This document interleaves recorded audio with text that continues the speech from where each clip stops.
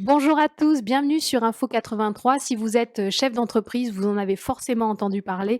L'élection à la Chambre de commerce et d'industrie est en cours. On va élire les représentants de la CCI. C'est un temps fort de la vie économique du territoire, ici dans le Var, mais partout en France. Et je reçois sur ce plateau pour en parler une des candidates qui se présente ici sur notre territoire. Bonjour maître. Bonjour Annalou, merci de nous recevoir. C'est avec plaisir. Alors, on est là pour comprendre un peu les enjeux de cette élection. C'est vrai que parmi les gens qui nous écoutent, il y a des chefs d'entreprise, mais pas que. Pourtant, cette élection, elle est très, très importante, de manière beaucoup plus globale. Quel est l'enjeu de cette élection?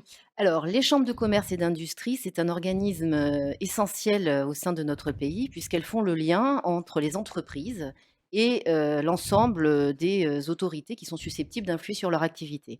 Donc, c'est très important de voter pour les prochaines élections consulaires quand on est chef d'entreprise. C'est indispensable. On va essayer de faire connaissance aussi un peu avec vous. Vous êtes chef d'entreprise, vous avez une profession libérale puisque vous êtes avocate et vous avez, choisi de vous engager pour représenter, d'autres professionnels. Mais, qui êtes-vous? Quelle est votre entreprise? Quel est votre parcours? On a envie de faire connaissance aussi avec, la personne qui porte cette liste. Alors moi, je suis effectivement avocate. Je suis, au barreau de Toulon depuis 2018 et j'ai une première partie de carrière, principalement dans la haute fonction publique, voilà, en tant que juriste et financière. Donc, vous êtes avocate au barreau de Toulon. Vous êtes aussi accompagnée par un colistier. Vous êtes Oui. 2 à porter cette liste avec cette couleur très libérale.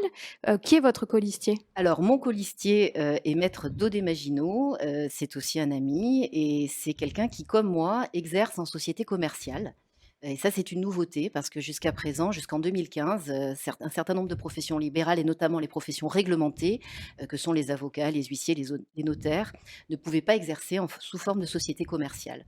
C'est notre cas puisque moi je suis, en société par action simplifiée. Morgane, lui, est en SARL. Et nous sommes donc tous les 2 électeurs et à ces élections candidats, à la chambre de commerce et d'industrie du Var et de PACA. Qu'est-ce qui a déclenché votre engagement? Qu'est-ce qui vous a donné envie de vous présenter à ces élections? Alors tout d'abord, moi je considère que les entreprises, ce sont les forces vives de notre pays, au sein de ces entreprises, il y a beaucoup, beaucoup en France de petites entreprises, petites et moyennes, mais surtout des petites et notamment des micros. Et donc je pense que ce sont des structures qui ont des besoins spécifiques et qu'il faut mieux les défendre, mieux faire connaître leurs spécificités et puis surtout, les assister, consolider leur croissance et c'est le rôle des chambres de commerce et d'industrie. Et comment on fait alors pour soutenir ces petites, entreprises? Quelle est votre idée? Alors nous, au sein de Professions libérales unies, on a quand même 3 axes, de comment dire? D'action. Nos objectifs, c'est véritablement, de les défendre au regard des, comment dire? De ce qui pèse sur leur capacité de croissance. Donc je pense notamment à la pression fiscale, qui est devenue intenable pour un certain nombre de petites et moyennes entreprises.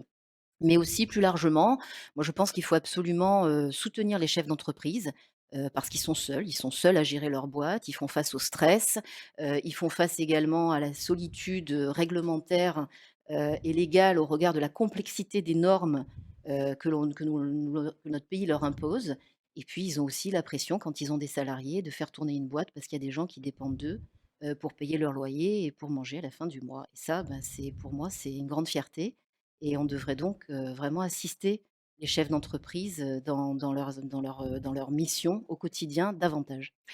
Concrètement, ça peut passer par quoi? Vous avez peut-être, des exemples en tête? Qu'est-ce qu'on peut faire concrètement pour une petite entreprise? C'est le secteur que vous représentez, hein. Vous vous êtes positionné Tout à fait. officiellement en disant: «Nous, on veut représenter les entreprises de 0 à 5 employés salariés». Au niveau national, on parle de 0 à 9, mais ce sont quand Oui. même des petites entreprises. Comment on peut faire concrètement pour accompagner ces petites structures? Alors, il y a 2 niveaux d'intervention. Il y a le niveau macro, j'ai envie de dire, c'est le niveau national. Toutes les règles, toutes les législations qu'on impose à des entreprises. Donc là, il faut faire du lobbying, il faut se connaître les réalités du terrain et puis agir de façon à ce que, la réglementation, la législation soit plus favorable, au secteur économique des entreprises et notamment des indépendants et des indépendants de petite taille. Ça veut dire les charges, Bien l'URSSAF, le sûr, CFE, toutes bien ces sûr, choses bien qui sont le sûr. quotidien d'une petite entreprise. Exactement. Essayer de exactement. penser d'autres systèmes, d'accord. Exactement et puis au niveau micro, c'est-à-dire au niveau territorial, que ce soit au niveau de notre région, au niveau du département du Var, il faut essayer de bien connaître le tissu des entreprises pour essayer de leur proposer, j'ai envie de dire presque du sur-mesure, c'est-à-dire leur proposer, une aide, et une assistance, au quotidien comme on a pu le voir pendant la période de crise sanitaire. Il faut reconnaître qu'au niveau national, au début en tout cas, il y a eu un certain nombre de mesures d'accompagnement qui ont été efficaces.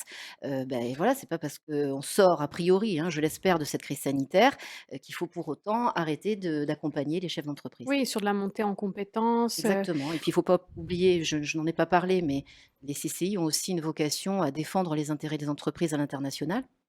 On a beaucoup d'entreprises de petite taille qui sont pour autant extrêmement performantes, qui pourraient exporter, qui pourraient vendre leurs produits à l'étranger et aujourd'hui, ça reste encore très compliqué de vendre des produits à l'étranger quand on a, son siège dans le Var, par exemple. Donc ça, c'est des choses que les pouvoirs publics doivent mettre en place. le secteur que vous représentez, que vous souhaitez représenter, parmi ces entreprises, il y a aussi beaucoup donc de micro-entreprises, vous le disiez et on le sait statistiquement, la micro-entreprise, c'est aussi une forme d'entreprise qui a été, saisie par les femmes qui ont souhaité se lancer Tout à à leur, fait. compte. On sait que, dans la micro-entreprise, c'est quasiment paritaire. Il y a, 40 de femmes, 60 d'hommes qui sont chefs de Mmh. micro-entreprises. Est-ce que ça, c'est un axe qui est important pour vous? Mais bien sûr, il est évident que quand on est une femme et qu'on est chef d'entreprise, on n'a pas les mêmes problématiques qu'un homme.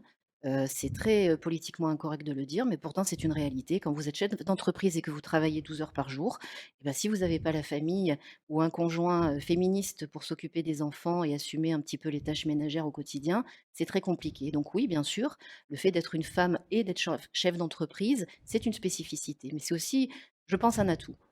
Bah, je pense aussi. Je pense à toutes nos consoeurs qui ont des entreprises, on vous soutient à fond.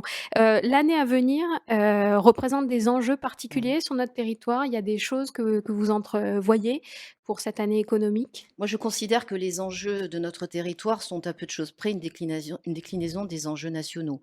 Les enjeux nationaux, il ne faut pas, je pense, l'occulter, c'est notamment l'environnement. Il va de soi que quand on est une petite entreprise, rien ne nous empêche d'entrer dans une démarche, par exemple, de responsabilité sociale, de l'entreprise, essayer de produire en comment dire? En faisant moins de déchets, en étant éco-responsable. Voilà, ça c'est des aspects qui me semblent, être possible de décliner même au niveau micro-entreprise et puis bon, bien sûr, le gros du problème, le cœur du problème, c'est l'enjeu économique. On sort quand même d'une crise sanitaire et économique qui est majeure dans l'histoire même de l'humanité. Donc voilà, je pense qu'il est indispensable, de faire en sorte que nos entreprises françaises et notamment les plus petites, soient assistées et soutenues au quotidien. Ce sont les forces vives de notre pays, ces petites entreprises, vous le disiez, très bien. Avant de vous laisser le mot de la fin, maître, je vous rappelle que pour voter pour, ces élections à la CCI, à la Chambre de commerce et d'industrie, vous avez l'adresse, du site sur lequel vous pouvez vous rendre qui défile, en bas de l'écran. Donc vous pouvez vous rendre sur ce site pour, voter si vous êtes chef d'entreprise du Var. C'est le moment d'élire vos représentants.